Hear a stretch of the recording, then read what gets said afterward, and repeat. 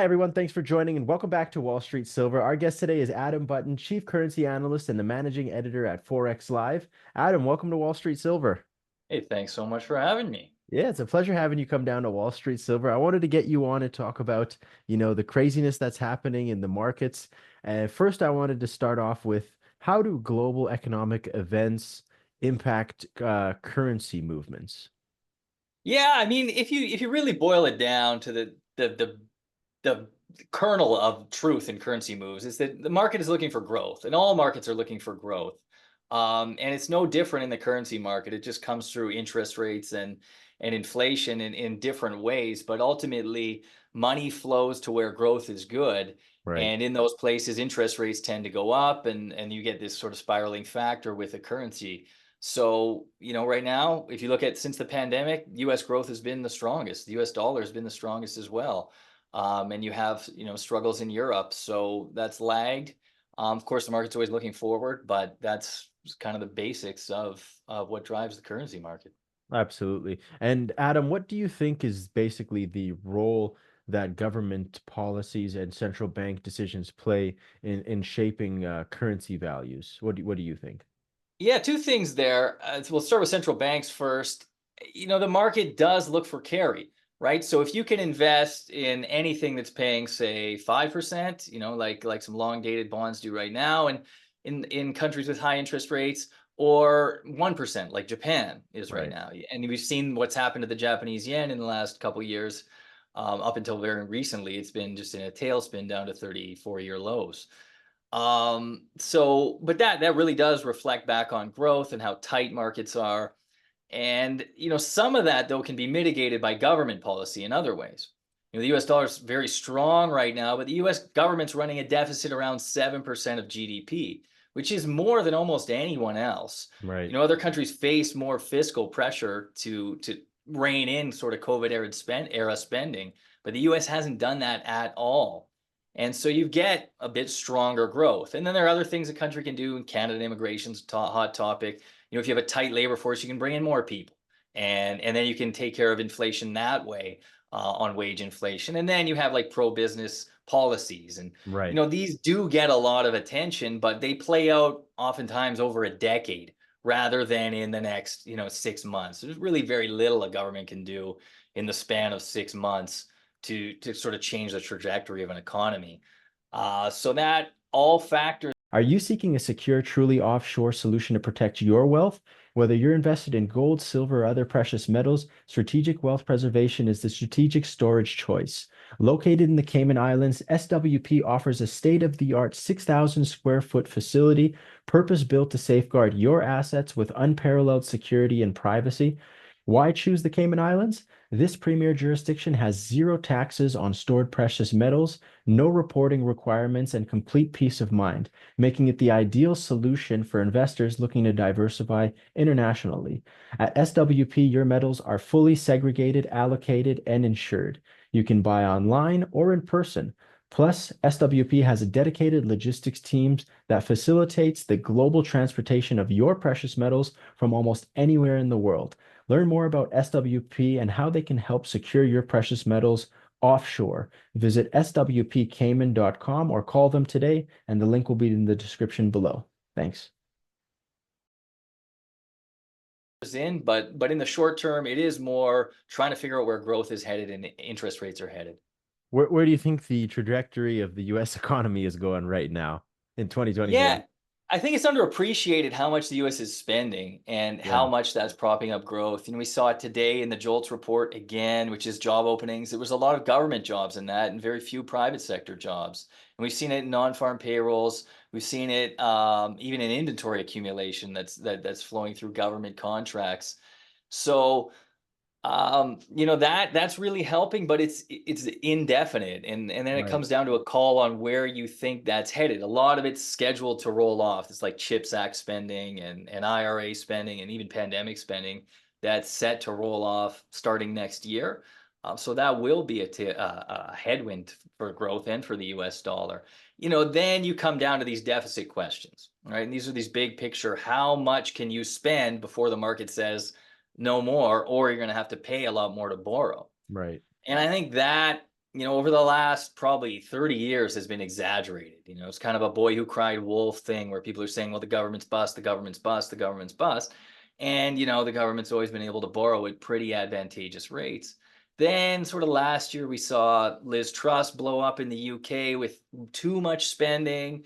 And now you start to worry if we'll start to see that pop up elsewhere, and that we're at the end of this era of deficits don't matter. And we really have been in an era of deficits just don't matter. Debt really Right. didn't matter. And if we get to the end of that era, either it's going to be the market kicking and screaming for a prolonged period where politicians are completely uh, unable to lower spending in a political way that satisfies voters, Hmm. or we start to see it in the currency market where you see huge pressure on currencies. And that's really the rule in emerging markets where they try all this in a place like Turkey or Argentina, and the currency just falls apart. And you see massive, for instance, gold buying in places like that. And that's sort of the ultra bull case for gold. Yeah, absolutely. What are major differences do you believe, Adam, between fundamental analysis and technical analysis in currency trading? Yeah, I mean, I come down on the fundamental side most of the time, but you have to pick levels to buy and sell. And I Right. think ultimately you're picking a number, and you need ways to, number one, manage risk, and number two, to find somewhere where you want to get out. I think there's a lot of value in sentiment right now and picking up on different things in sentiment. And the market is very forward looking on fundamentals right now and looking for these small edges rather than just trading like non-farm payrolls or GDP, or the kind of the tier one economic data. Like, the market is really getting out ahead of it. So that makes it a difficult game. On the technical side, you see some things that are much more technical than others. You see it in something like Bitcoin. Times you see it in precious metals. When the fundamentals aren't really there, that tends to matter more. In the Yeah. currency market, I would argue that it matters less because there's so much fundamental news flow. So what are your opinions on gold and silver right now? Where do you see gold going? Where do you see silver going in your portfolio, or even in your overview? Yeah, I mean, I'm pretty bullish on precious metals. I think the major sort of watershed this decade will be the sanctioning of Russian reserves. And then Russia, or really all the enemies or non-friendlies of the United States, saying our money's not safe in dollars anymore. Yeah. And so now you see China, Russia, Middle Eastern countries, anybody who is wary of the US saying, you know what, let's put it in gold instead. And there just isn't that much gold to absorb that. And I think what we're seeing from China, even though they've paused buying recently, is that they're going to be there. And you have a floor. I don't know what the floor is exactly, but it's not too far below where we're at. I mean, call it 2000, Hmm. uh, where they'll be there. And they just have a lot of gold to buy if they want to up the reserve numbers. And so that's the number one thing.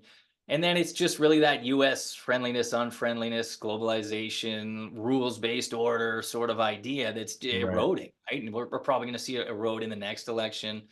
And it's really just the US would change the rules when it suits their needs. And I think that makes countries wary of dealing with the US. So maybe they'll deal with each other, deal in other currencies, deal in gold. And then finally, there is, I think, almost on all levels, a hope to see US dollar weakness. And the US wants that. Other countries, Japan certainly wants it. And I think the things may start to fall into place over that, over maybe a Right. decade, but that could be a real tailwind for gold as well, and silver. And then you mentioned silver. I mean, I am increasingly convinced on the industrial side that there's something there that will matter. I Right. mean, solar is pretty well, you would probably could tell me more than I could tell you about demand for the industrial side of silver, and Oh it's yeah, it's pretty massive. compelling. And it's very difficult to build mines. I mean, I think that's the And there's what I think. less like high grade silver mines, like they're just not finding them anymore. And yeah. Yeah, gold, silver, copper, right? It, Yeah. it is, the grades are difficult. I'm pretty bullish on copper. It's come off a lot on China, and Yeah. I mean, a lot of things do come back to China demand, right? And that is kind of this X factor that makes it very difficult to get that high conviction in precious metals or anything Oh that's yeah. like pro growth, because you look at China and you think, how much do they like? Are they really going to hit the gas pedal? Like they have a lot of ammunition, they can cut rates a lot. You know, they there are many things they can do to stimulate growth, but it's like a tiptoe towards that direction when you want to see like a little bit of gasoline on the fire at some point, and that will be, I think, a big watershed for a lot of commodities, because inevitably it will happen. Yeah, absolutely agree with you, Adam. So what do you when did you first get into the market or the industry? Like do you currently stack physical silver and gold, or yeah, tell us a little bit about yourself. It's funny, I was thinking of buying it, some physical gold here recently. I don't have any. You need to You know, start I like stacking. when it comes to I like miners when it comes to that. I think just I like the torque Right. in that trade. Obviously, you don't like, you know, risk around single asset mines and geopolitical risk around those mines and that sort of Yeah. thing. But I do find that to be an interesting space in the market. Um, and you know, you get paid to hold it, unlike holding physical gold, right? Right. Um, and then, you know, like, how did I get into this? I mean, so I got into it as in the news side, way before the financial crisis, as a journalist, Oh, and really? just writing about markets. And especially at that time, it was very algo driven. I mean, it probably still is in as much, but there was just an edge in being on top of the news. I mean, there was a time there from maybe 2000 to 2000, call it financial crisis, 7 or 8, when you could trade on data, like you watch it come across the Bloomberg terminal, and if it was good, you buy, and you could just be like, You could just you just had to be you like could human predict it. fast. Yeah, yeah, yeah. You didn't have to, you know, you didn't, it wasn't like second or third order thinking. It was just like buy good news. Wow. And you know that it was a real heyday. And then as the financial crisis unfolded, there were just a lot of people not paying attention. And you would talk to people, and they'd be at like the golf course and be talking about like the model they had, and you're like, well, I don't know, like these banks are going down. You got to wake up. And Right. so, you know, I just found there was an edge in that, and I still think there's an edge in that. Yeah. And it comes in different ways. You know, right now, today, we have some Israel and Lebanon lobbing bombs at each other. And a lot of times the trade on that is just to fade the fear, you know, stay on top of the news. If you remember a few months ago, they were lobbing bombs, Iran and Israel. Right. And, you know, this was in our evening, you could see the sort of headlines kind of hit like obscure places that it was happening. And then you saw like a leg up, for instance, in oil and gold, and then it hit like the secondary news wires, and then it hit like whatever, USA Today or CNN or something, and Right, then there was right, a right. third leg. You could kind of see it unfolding in real time, and then it was sort of panic all the way through, and you're thinking, well, I don't think this is going to lead to war, so your trade was to fade it, and then you're thinking, how can I do this the simplest way? And then it pulls back. So yeah, and it came all the way back down, right? Yeah. Because it wasn't war, because it's rarely ever war. I mean, the old joke is, what do you do when there are reports of a nuclear war? It's your portfolio. And, you know, most people would say, well, you sell everything. You say, no, no, no, you buy everything. Because if there's nuclear war, it doesn't matter anyway if you're wrong. And if the rumors are wrong, then the market's going to bounce right back. Right, right. That makes sense. So Yeah. that's sort of the trade on, especially in the Middle East, where there's always more Oh yeah. fear than firepower. So Yeah, you never know what could happen. The Strait of Hormuz could close in the next year or two, and then that'll send oil prices, into skyrocketing. There's so many uncharted territories now because, like, it brings me back to what you said about, the US dollar and them using like sanctions against Russia and everything like that. And they used the US dollar as a weaponization tool. Do you think that was their biggest mistake, is using the US dollar as a weaponization tool? Then it shows the rest of these countries that they can move away from the US dollar and find alternative payment sources, and that's what will destroy the U.S. Hegemony.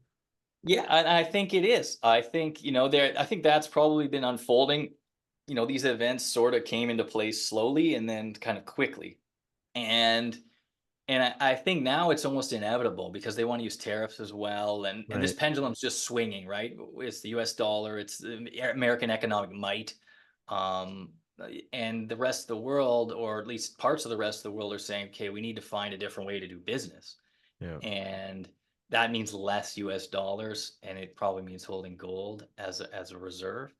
And so I see that unfolding, and the US side, them like twisting the levers Right. over decades, right?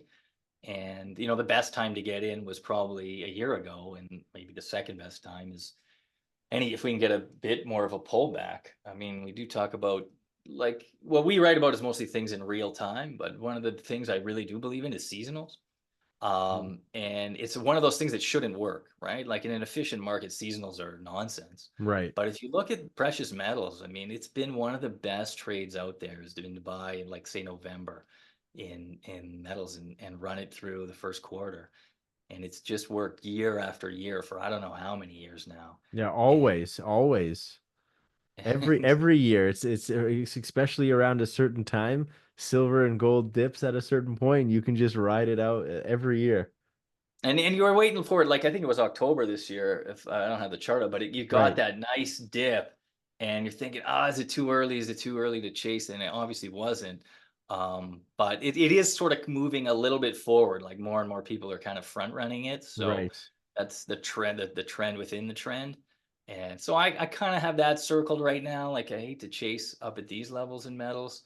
right. Uh, but that may be being too conservative. I think if you have a longer time horizon, it's fine, and there is a Yeah, ton of value for miners. right. It depends on your time frame too. Like if you're not if you some people don't even care about the price of silver and gold. They just the fundamentals, the 10, 20 years, it's gonna go up no matter what.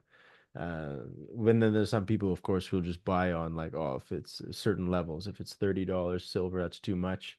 Wait till it pulls back 27, 28 or something like that. But Adam, it's such a huge pleasure having you come down to Wall Street Silver. This is your first time. I wanted you to connect with everyone, introduce you, and hopefully as the market develops, we'd love to have you back on Wall Street Silver. Well, it's an exciting time in the metals market, geopolitics, energy transition, and I just think there's a lot there, a lot of misunderstanding and huge opportunities in all those things. So, pleasure to come on whenever you'll have me. Yeah, absolutely. Talk to you guys soon. Take care.